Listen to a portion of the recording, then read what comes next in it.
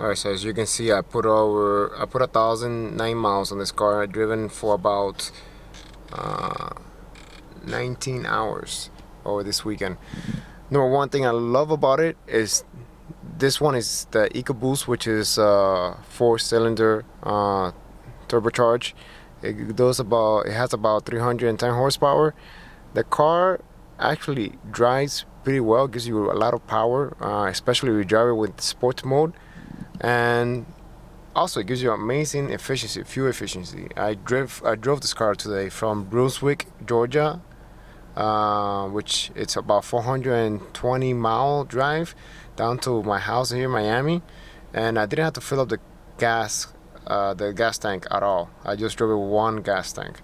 So I love the power of the engine and the efficiency of the engine. So that's my number one thing I love.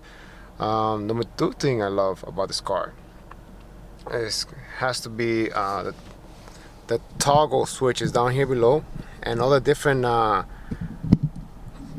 me see right here, and all the different modes you can actually drive this car in. Let's start with the one on the right. It's the different modes you can drive it. There's 4 different modes. Here, if you look on the screen, once you hit the toggle, it's going to tell you normal mode, sport plus, track mode, and snow. So pretty much your normal, and then sports plus. What I noticed was that it gave the car like it will keep the RPMs up around the 2,000 range. So as soon as you hit the throttle, you get a pretty quick response. And then the other one in track plus, it disassembles the traction control. It might do all the things to the suspension and stuff, but I'm not sure. And then in snow and wet mode, I really didn't get to drive that one on that one, but I love the Sport Plus mode. That one was my favorite mode to drive it in. Alright, so the next toggle to the left, this one right here, it's the steering feel. If you hit it up, it's gonna show you comfort, normal, and sport mode. In sport mode, the steering tightens quite a bit. You can feel it. I didn't really see much of a difference between comfort and normal mode, but most of the time I was driving in sport mode. Alright, so the next toggle switch is the one that shows you the traction control. You flip it up, disables the traction control. The next one, you hit it, is the hazard lights. And then the other one is the on and off button. So that's my second thing I love about it. This functionality down here, the toggle switches and the different type of modes you can drive the Mustang now in. That's very nice. Third thing I love about it, it has to be over here inside. You can there's a part called track apps, which is you can see your lateral G's, your acceleration G forces, and the brake G's. Also, you can see the timer. I did a 0 to 60 run today, and it did it about 6.4 seconds. So that's pretty good. And brake performance also. You can also do lap times. I really didn't try this, but that's pretty cool to have. The acceleration one, 0 to 60, that was a lot of fun. I did that today in Georgia.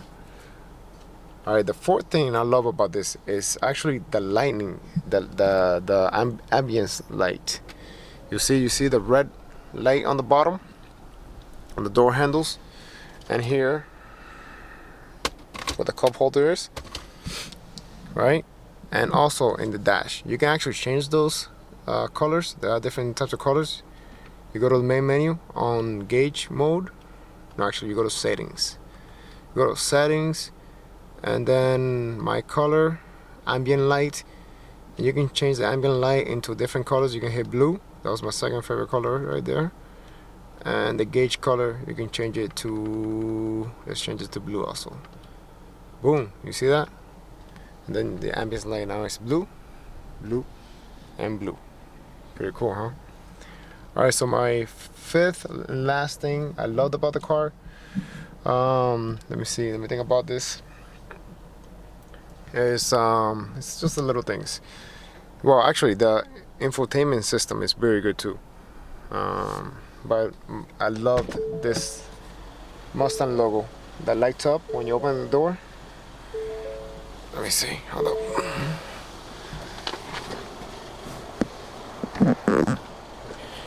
See, you see this Mustang logo right there?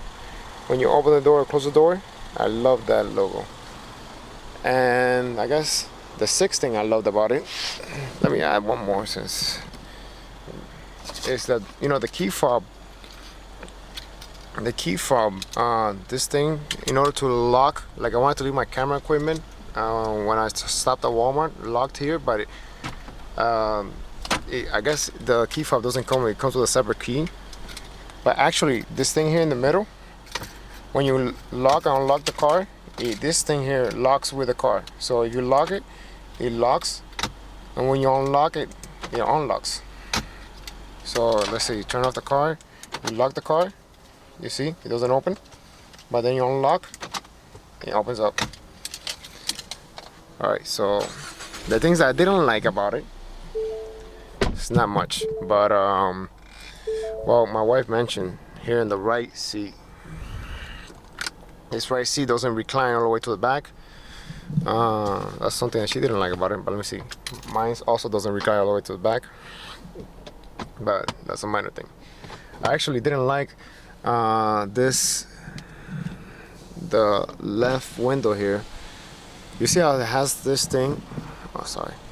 How it has this thing right here on the top left, kind of like a blind spot mirror. It works well in the daylight, but at nighttime it actually doesn't work very well, because you see all the, you know, all the light from the other cars. You actually cannot see very well if there's a car there or not at nighttime. So most of the time at nighttime, driving today, I kept looking to the side. So if Mustang is kind enough to put an electronic one, like, you know, like the cars now have like a little light ball that lights up when there's a car in the blind spot, that's even better. The other thing I didn't like, I guess it's not much to say, honestly. The MPH says here, it says ground speed, which is, you should know, you know your car's not gonna take off or anything, so but there you go. That's my loves and dislikes about the 2016 Mustang EcoBoost. If you like the video, like and share and subscribe to the channel. There's a link. I took this car on a road trip on the Florida East Coast, and along the way I stopped at different areas, so I'm gonna put a link in the description below, so make sure you check out that video, and I'll see you guys next time.